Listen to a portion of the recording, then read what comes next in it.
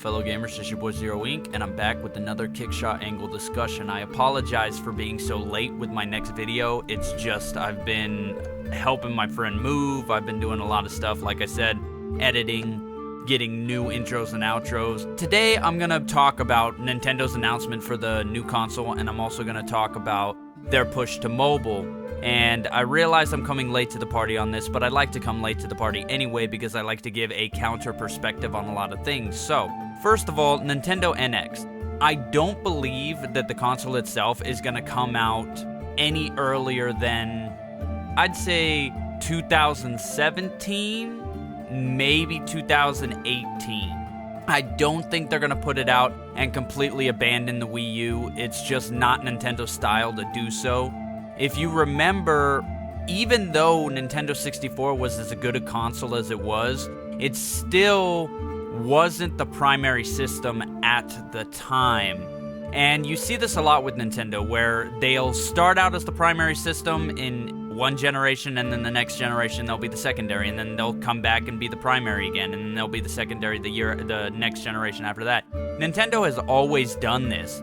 And I also believe it's not going to be a really, really powerful system. I don't believe it's just going to bury both Sony and Microsoft, unless Nintendo is going to completely abandon, which is a possibility, their generation behind mentality. Nintendo is always a generation behind, because it's cheaper to get the last gen's hardware and make a profit than it is to get new hardware and new software and make a profit off of that. So my guess is Nintendo is probably going to be competing with Xbox One and PlayStation 4 with their next console, instead of actually being the next gen 4K gaming, which is probably what's going to end up coming. I'd say 2020, 2021, we're going to have 4K gaming on consoles. But, you know, that's still a ways off, so we don't got to talk about that. But I also believe that the reason they are doing that is it's Nintendo. Nintendo is always going to be dedicated to gaming consoles. That's where their crowd is, and that brings it into the next segue of the push to mobile. Why Nintendo's making the push for mobile. Now, if you remember back earlier in 2014, Iwata made the comment Nintendo was no longer going to play to the casual market. They said our console is no longer going to play to the casual market. So that's why the push to mobile. It's the way to get the casual money without ruining the hardcore experience of the Nintendo Wii U.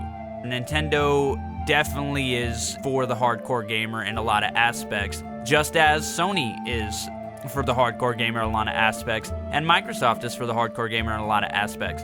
It's just Sony and Microsoft, they play to casuals and hardcore gamers on the same console. Whereas the Nintendo wants to split the two, so they still get that casual money with the hardcore experience, which is actually really smart. The only cautionary I would say about this whole thing is if Nintendo splits up its dev teams anymore, I have a feeling they're going to be stretched way too thin, because they're already having trouble keeping up with the demand of how many games are coming out in terms of exclusives. So to split up your dev teams even more, that could be a little bit of a cautionary in my opinion, because they just don't have the resources to do both.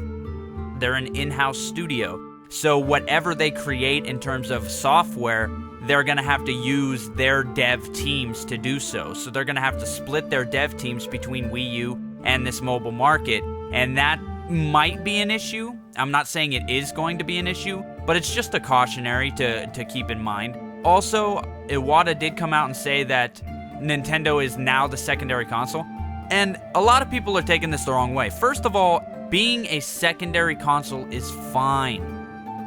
PlayStation 3 was a secondary console. Secondary doesn't mean bad. Secondary doesn't mean poor. Secondary doesn't mean fall from greatness. Secondary just means secondary console. That's it.